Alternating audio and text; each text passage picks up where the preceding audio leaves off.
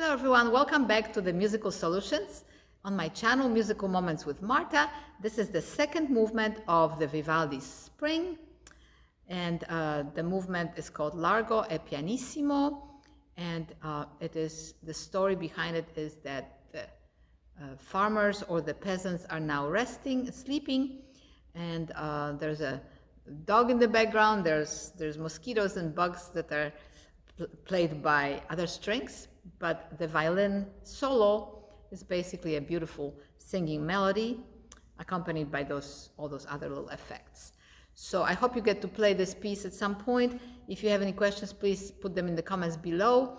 I'm also going to be putting different videos up on top throughout this video. If you happen to be interested in another season that I recorded or some other pieces, so please keep an eye on that.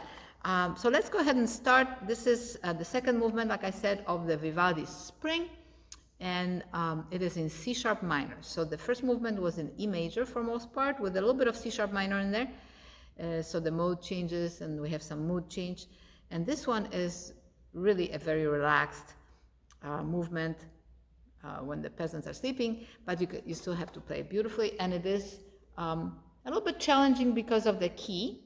C sharp minor with 4 sharps, and then sometimes even we have a B sharp. Well, actually most of the time we have B sharp because that's the leading tone to C sharp minor. And then sometimes we even have A sharp and F double sharp. So of course this has to be studied well.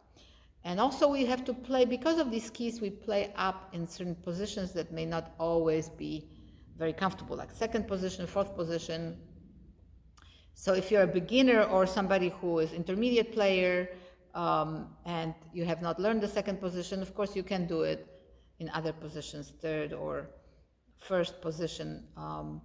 But this recording is for those of you who hopefully have studied the other positions and want to make it more expressive. So here is, it opens up, that's the first measure. It's in 3/4, and the soloist comes in the second measure.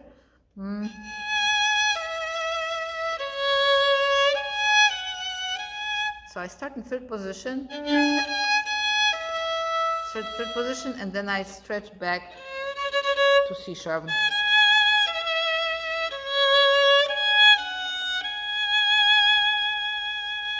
Then B sharp.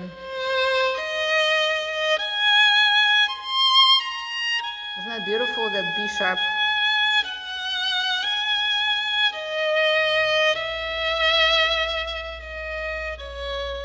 Okay, so that's the first phrase. Then we go to another G sharp starting. Now we go up. You have to sustain here. Okay, so again, in measure 8, we go down to that first finger, G sharp, and now in second position for the A, you have to sustain, then go back to A string, third position, sustain. Those are the bowings I'm doing. You don't have to hook it like I did in measure 10, but that's what I like.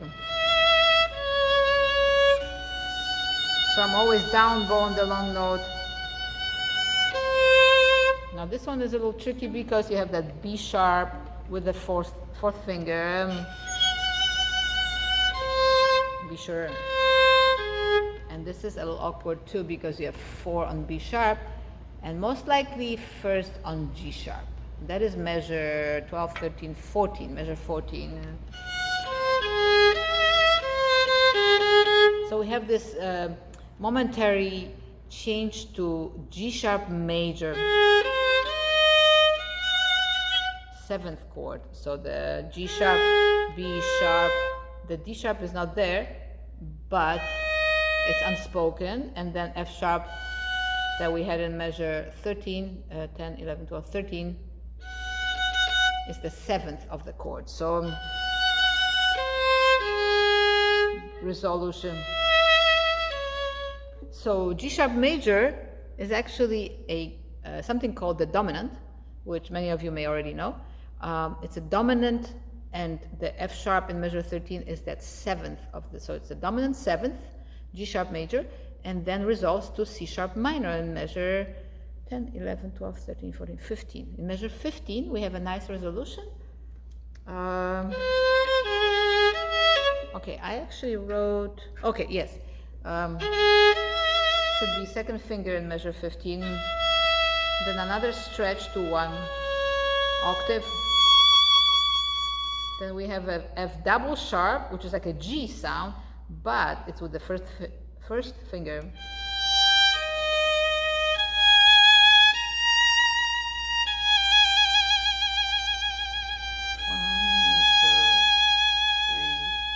3. Dum ba-dum ba-dum ba-dum ba-dum ba-dum. A little softening of the, this is the end of that first half of the second movement, and then we do it again in the next measure, measure 20.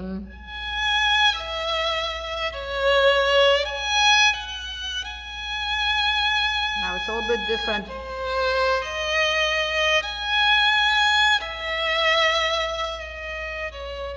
Okay, so in measure 20, 1, 2, 3, 23, the composer Vivaldi stays in C sharp minor, unlike in measure 2, 3, 4, 5, 5. Measure 5, he goes to the G sharp major chord. So he was going to a different key. But in this section, we are staying in C sharp minor. So measure 22.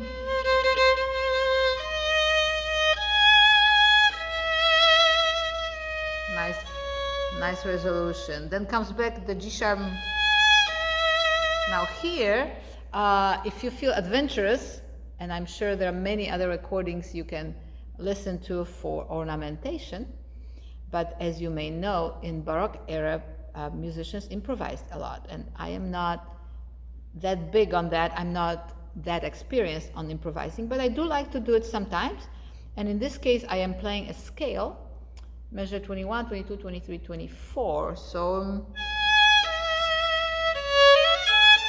I do a little scale there. You can do it too if you want. Same here.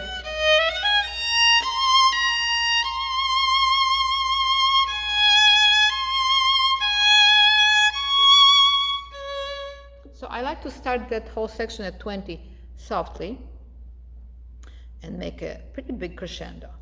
Going back to measure 11, 12, 13, 14, 15, I'm also making a crescendo there into measure 18. But here, this one is, the harmony is very intense. In measure 29, 28 actually, is that G sharp major chord again, the dominant. And then it resolves in 29. And this a little bit less, measure 30.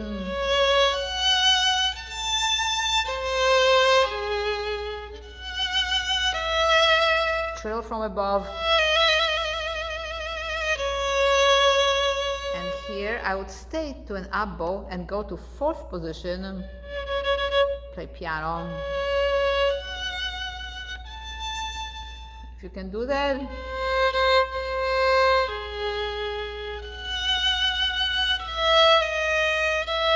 And you could slide here. So this will be measure 30, 1, 2, 3, 4. 34. You don't have to do it at the tip, but I'm making an echo. So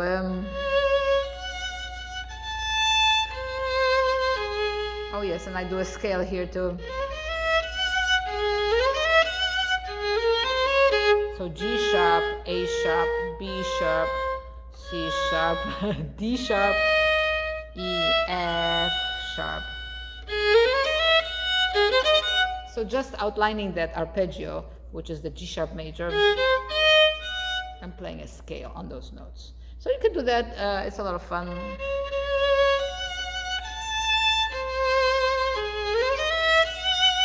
Kind of suspend it, and then I go 2, 2, 3.